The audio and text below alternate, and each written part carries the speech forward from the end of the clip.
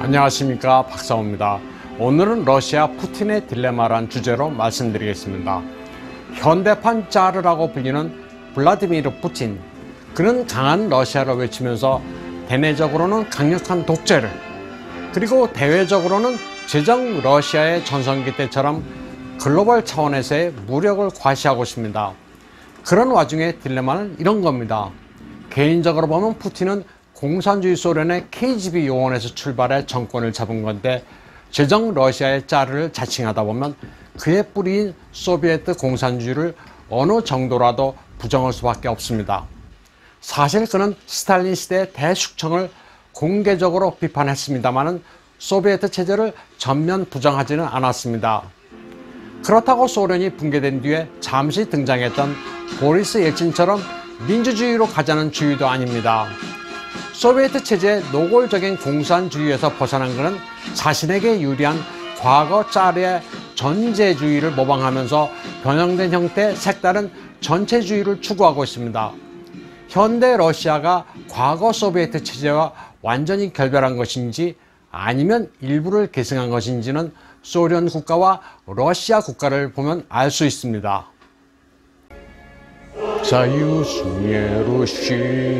Республик свободных сплотила навеки Великая Русь. Да здравствует сознанный волей народа единый могучий Советский Союз. 서소들의 의미는 이렇습니다. 분리될 수 없는 자유 공화국의 연맹. 위대한 러시아에는 영원히 뭉쳐 서 있네. 인민의제의 결정체는 영원하라. 하나 되고 강력한 소비에트 연방이란 가사입니다.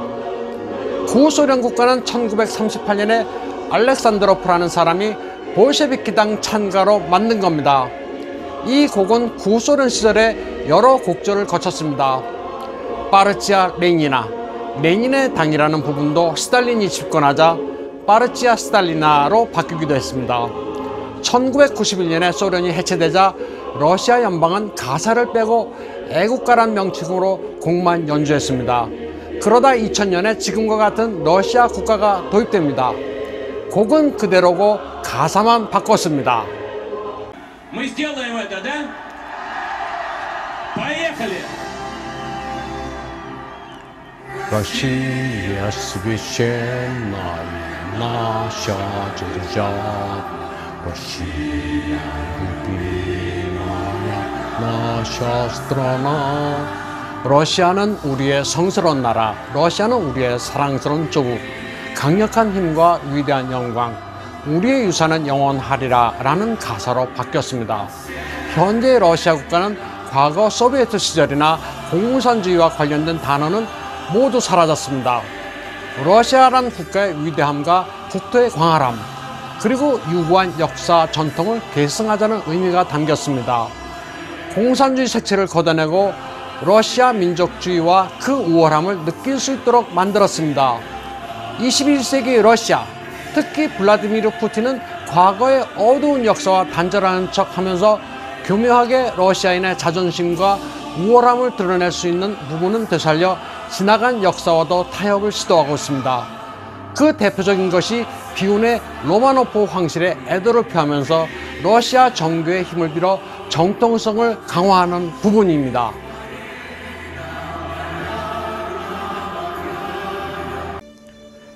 (100년) 전 제정 러시아 로마노프 일가는 막시스트 혁명주의자 볼셰비키에 의해 처형당했습니다.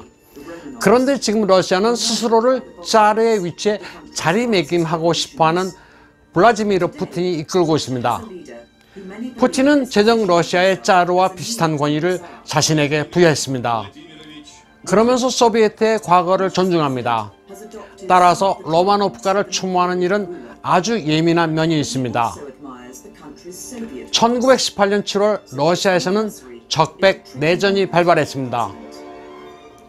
레닌을 추종하는 적군과 로마노프가의 니콜라이 2세를 추종하는 세력 간의 전투가 벌어진 겁니다. 볼셰비키는 이미 러시아를 접수한 상태였고 니콜라이 2세 일가는 예카체린부르크에 유폐됐습니다. 그리고 7월 16일 볼셰비키는 끔찍한 일을 저질렀습니다. 볼셰비키들이 니콜라이 2세와 그의 부인 그리고 자녀들을 건물 지하실에서 사살한 겁니다. 현장에는 탄원이 남아 있습니다. 니콜라이 2세의 아내 알렉산드라 그리고 5명의 자녀들과 시종들의 유골은 무덤도 없이 그대로 버려졌습니다. 그로부터 한 세기가 지난 지금 러시아 독재자 푸틴은 짜르 체제를 모방하고 있습니다.